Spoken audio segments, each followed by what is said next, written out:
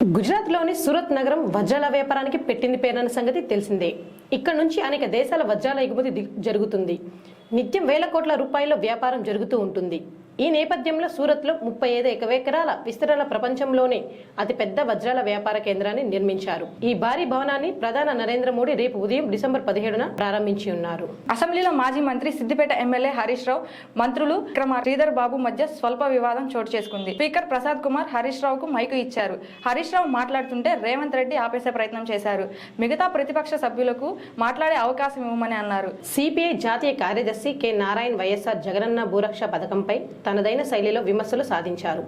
వైఎస్ఆర్ జగనన్న భూరక్ష పథకంలో భాగంగా పొలంలో సొంతదారులకు ఇచ్చే పట్టా పాస్ పుస్తకాలు నాలుక గీసుకోవడానికి కూడా పనికిరాదని అన్నారు.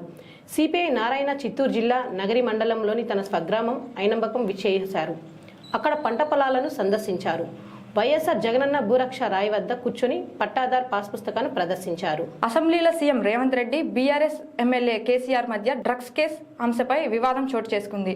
శాసనసభ్యులు ముఖ్యమంత్రి రేవంత్ రెడ్డి డ్రగ్స్ అంశంపై మాట్లాడుతూ డ్రగ్స్ వెనుక ఎవరున్నా ఊచలు లెక్క పెట్టాల్సిందేనని, మిగతా విషయంలో అధికార ప్రతిపక్షాల మధ్య భేద అభిప్రాయాలు ఉండొచ్చు, కానీ డ్రగ్స్ మహమ్మారి విషయంలో నిందితులను శిక్షించే ప్రభుత్వ అభిప్రాయమని ప్రతిపక్షం అభినందించాల్సిన అవసరం లేదా అని రేవంత్ రెడ్డి వ్యాఖ్యానించారు. టీడీపీ జాతీయ ప్రధాన కార్యదర్శి నారా లోకేష్ చేపట్టిన యువగలం పాదయాత్ర ఈ నెల 18తో ముగియనున్నది.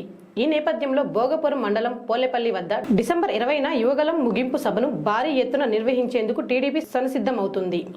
ఈ కార్యక్రమానికి చంద్రబాబుతో పాటు జనసేన పవన్ కళ్యాణ్ కూడా హాజరవుతారని తొలుత ప్రకటించారు. అయితే యువగలం విజయోత్సవానికి సభకు పవన్ కళ్యాణ్ రావడం లేదని ఏపీ టీడీపీ అధ్యక్షుడు అచ్చెన్నాయుడు తాజాగా వెల్లడించారు. చంద్రబాబు అరెస్టు తనంతరం పరిణామాల నేపథ్యంలో ఉమ్మడి మేనిఫెస్టో సిద్ధం కాలేదని, అందుకే పవన్ ఈ సభకు హాజరు కావడం లేదని వివరించారు. అలంపూర్ ప్రాంతంలో వరద నీటితో ఇల్లు నష్టపోయిన సందర్భంలో ప్రతిపక్ష నేత కేసీఆర్ వచ్చి మీకు న్యాయం చేస్తానని, అవసరమైతే నందినగర్లోని తమ ఇంటిని అమ్మి మీకు ఇల్లు కట్టిస్తానని అన్నారు. మహాలక్ష్మి పథకం కింద మహిళలకు, విద్యార్థులకు కాంగ్రెస్ ప్రభుత్వం అమలు పరుస్తున్న ఉచిత ఆర్టీసీ బస్సు ప్రయాణ ప్రభావం ఆటో ప్రయాణాలపై కాదు, మెట్రో రైళ్లపైన కూడా చూపించింది. ఉచిత ప్రయాణ సౌకర్యం వల్ల మహిళలు ఆర్టీసీ బస్సులకు ప్రాధాన్యత ఇస్తున్నారు. ఎక్కడ చూసినా ఆర్టీసీ బస్సులు మహిళలతో రద్దీగా కనిపిస్తున్నాయి. ఈ ఉచిత బస్సు ప్రయాణ సదుపాయంతో మెట్రో రైళ్లలో ప్రయాణించే మహిళలు సంఖ్యలో తగ్గింది.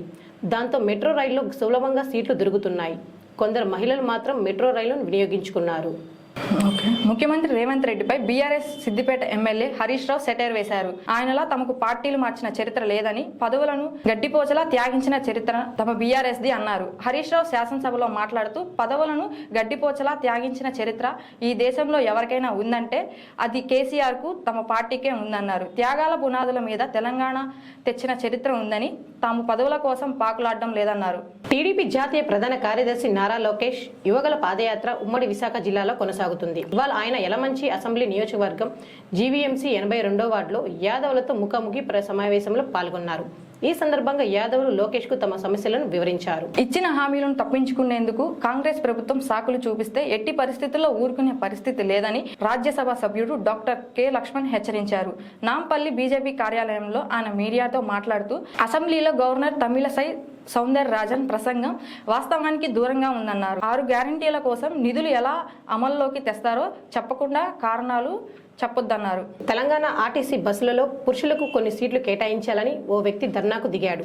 కాంగ్రెస్ పార్టీ అధికారంలోకి వచ్చిన తర్వాత మహిళలకు ఆర్టీసీ బస్సుల్లో ఉచిత ప్రయాణ పథకాన్ని ప్రభుత్వం అమలు చేసింది. తెలంగాణ వ్యాప్తంగా మహిళలు ఎక్కడి నుంచి ఎక్కడికి వెళ్లినా ఉచితమే. దీంతో మహిళలతో బస్సులు నిండిపోతున్నాయి. ఈ నేపథ్యంలో ఆర్మూర్లో వాసు అనే వ్యక్తి బస్సు ముందు నిలబడి నిరసన తెలిపాడు. పురుషులకు కూడా కొన్ని సీట్లు కేటాయించాలని డిమాండ్ చేస్తూ ఇక్కడ ఆర్టీసీ బస్టాండ్ వద్ద ఆయన నిరసన తెలిపాడు. ఆ నిరసన వ్యక్తం అందరికీ దృష్టి ఆకర్షించింది.